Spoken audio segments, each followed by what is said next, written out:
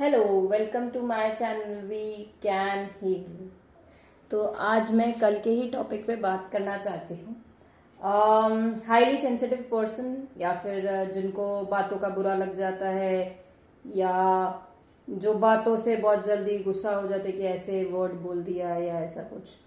तो I particularly feel कि इन इंसान भले ये कितने ही सक्सेसफुल हों, भले ही कितने सॉर्टेड कॉन्फिडेंट कुछ भी हों, कहीं ना कहीं उन्हें लगता है कि वो उनका सेल्फ वर्थ नहीं है।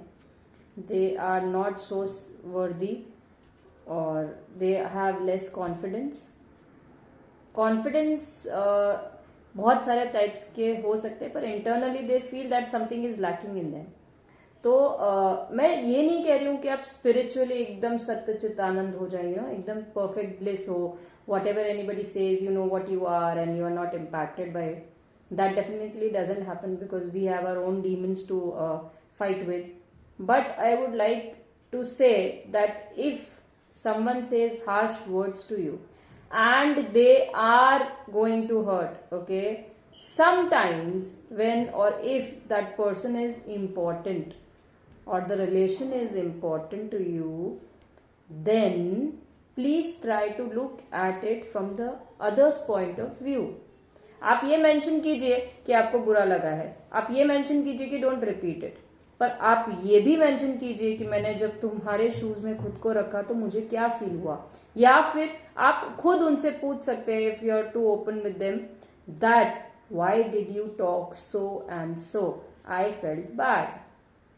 तो you both can go on the journey as to why does he use those words, or you can give him that benefit of doubt and ask him and analyze or try to think about it, brainstorm कि ये ऐसा क्यों हुआ। जैसे अगर कोई है और उसने कोई शार्प वर्ड्स बोले, और डेफिनेटली ये इंटेंशनली नहीं, क्योंकि जो इंटेंशनली कर रहा है वो तो आपको ह्यूमिलिएट करने के लिए ही कर रहा है। पर ऐसा कोई कोई होता है ना जो ह्यूमिलेट नहीं करना चाहता बिकॉज उसका मन साफ है या बिकॉज उसके इंटेंशंस आपको पता है कि अच्छे हैं, तो फिर वो ऐसा क्यों कह देता है। कोई तो कारण होगा, जब वो हर्ट नहीं करना चाहता फिर भी हर्ट कर जाता है। या तो उसमें दिमाग नहीं है, ठीक है, या तो वो बुद्धू है, तो in that case you can let go. अगर लेट्स से उसमें कॉमन सेंस है फिर भी वो कभी कभी ऐसे यूज कर देता है, या फिर वो हॉटी है, मतलब बैड टेम्पर्ड है इसलिए वो ऐसे वर्ड्स यूज कर देता है, तो आप पता लगाइए कि are they intended to hurt you. If they are not intended to hurt you they should not hurt you. Secondly, even if they are intended to hurt you, कोई मतलब बोल सकते कोई जेलस इंसान है, कोई भी हो सकता है, तो उस केस में आप प्लीज पता लगाइए कि उसके वर्ड्स क्या ट्रू है, क्या फैक्चुअल है, क्या वाकई ही आप ऐसे हो या ऐसा कोई इंसिडेंट हुआ है।